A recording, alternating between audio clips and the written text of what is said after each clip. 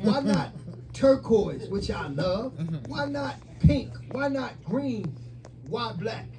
And you see many instances when our people are traumatized and ran down on, the folks that run down on them, what color they got on? All black. And so psychologically, they may see that as some type of power. Because the folks that's running down on us with all this black on, their thing is they putting black on because they're going to do dirty. Because they think black is an ugly thing that gives you permission to do whatever it is you want to do. We already know and we already see that they don't see us as human beings. For us, a police stop, you know, somebody said something about they got put in prison for their dog, and then their husband got put in prison for a dog. But for us, any contact with the police can end in a death sentence. Real simple. For the smallest of things, we see it repetitively. And how we go at that system is we create a system of our own, a power structure of our own. And we begin that process through networking, each one, reach one, teach one, and we build and we create things substantial. But watch the language. Watch your language. We can't defeat our adversary by using their language in a general sense. I know the concept about, oh yeah, you speak their language and you deceive them and boom, boom, boom. Y'all know about all that. But I'm saying for us, psychologically, we can't use the language of our oppressors. You talked about Black's Law Dictionary and Pennsylvania Rules of Court. I would add to that Pennsylvania Rules of Evidence and Book of Forms. That's your war chest. Got that? You ready for anything. And you'll really understand what it is we up against and what they do. There's what is said, and then there's what is done. And so we have to understand what is done as opposed to what is said, because we can use what is said against them. And that's with anybody. That's us in everyday relationships. We have to use, because I don't really pay too much attention to words to the degree that, because all of us speak good. We all speak good. But I only use our words as a measuring stick to our actions. And once we do that, then we can really deal with each other. We can become honest with each other, and we can get some things done through network. You know, each one, reach one, teach one, and then validate each other on a regular basis. You know, in the words of Ronald Reagan, trust but verify. I'm gonna say this last thing in the mouth. We have to understand that as African people and oppressed people, black and brown people, and to a lesser degree, poor white people who are all disenfranchised, we have to understand that we can't afford to get caught up in these entities. The Democratic Party, the Republican Party, both of them is plantations. Yeah, I said it, and I can prove it.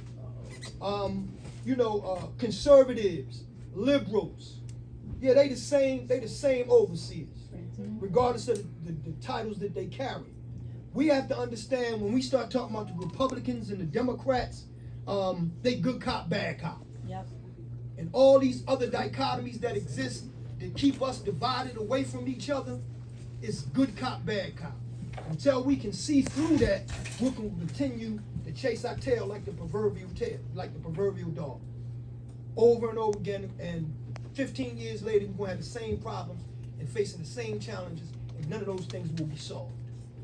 And so we have to understand that these entities, we have to make them work for us, no matter how they come. And why do I bring this up? Last mayoral election, I campaigned and supported for Mayor David O. And I'm gonna tell you something. Not because he was Republican, because like I said, the Republican Party is a plantation party, just like the Democratic Party. And I know that's hard for some of y'all to swallow. I know that's hard because y'all pay homage to, y'all bow down to the Democratic Party.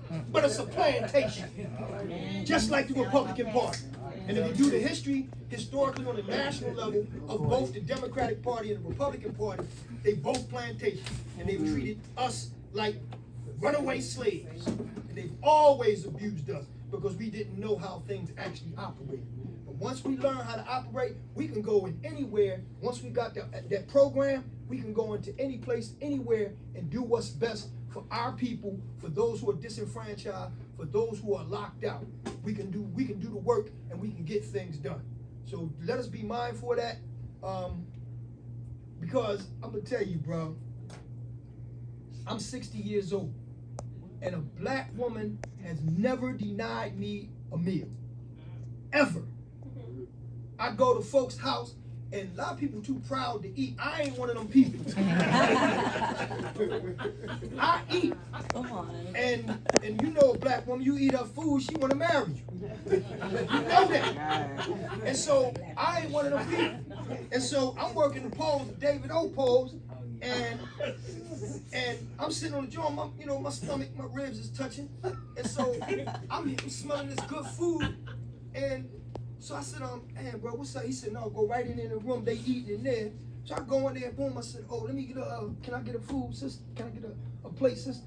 And this sister, she was about 70, 75 years old. Now, she was the same thing I was. She was a certified pole watcher. I was a certified pole watcher. The only difference between her and I, she had a badge on, and my badge was back at the office. Some incompetent nincompoop never bought it. But I know the rules. I know the rules, and the rules is if you're a certified pole watcher, you can't wear no candidate shirt into the poles, no buttons. You can't take no paraphernalia in there. So what if I didn't know that? I would have violated right then and there, but I knew that because I do my homework. And so I go in, I ask the sister for money. For some food. She looked me up and down, brother. Democrat. Looked me up and down, was like on some you David O support. She said, no, brother, we don't have any food for you. I cooked that food myself, and I was like, sure you're right, sis. Sure you're right. And I still like it. And I jetted, and I continued doing the work that I was doing. But that's sickness. That's a sickness. And we gotta purge that sickness out of our people. Because a lot of us is, when we see them young sisters and brothers on the corner, terrorizing the community and all that, they suffering too. They got other manifestations of that sickness, and a lot of us talk about we gonna do things for them because we know the right way, and we done made all these sacrifices, and we done did this, and we know the way. But I'm telling you, for most of us, the right way ain't really the right way. We not shaking things up because we are wed to the very system that is destroying us, that is destroying our children. That's right. And if we not focused, I didn't even talk about what my main focus is, which is children who are actually innocent with the evidence to prove it. That's how I was released from prison. I convinced Princeton University, I convinced Georgetown Law School to get involved with the struggle that I had created. And they got involved, and at the last minute, because I'm warm with these folks, they know I'm not going to change and I'm not going to budge because they wanted me to admit guilt, and they knew that I wasn't going to do that, and they knew that by my appeals when I broke it down to them. I said, I know who you are. And so I don't use no euphemism. I said you are a white supremacist entity, and for 30 years when parole was not a possibility for me, and I litigated for sisters and brothers. Cambridge Springs didn't exist at the time, so I was building with the Sisters of Muncie. And building with them, I learned that the parole board was a bastion of white supremacy. And so I told